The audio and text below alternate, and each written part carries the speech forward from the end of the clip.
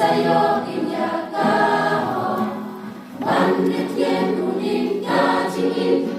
Syako kakerdong Kinyuri wajam inangka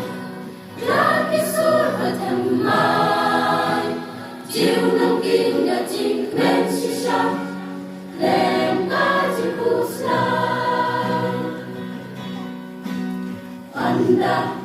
Kabangawan Nakakulong bakal Asa Iklim penay Ang kasisyangan pa Hila Sius pabaro Sisya nakaperte Linsap Herno ng nisyate Sup kita kibala sekut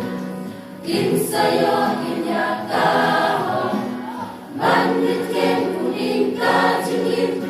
Syapo kakerdong Kinyori wajang kinangka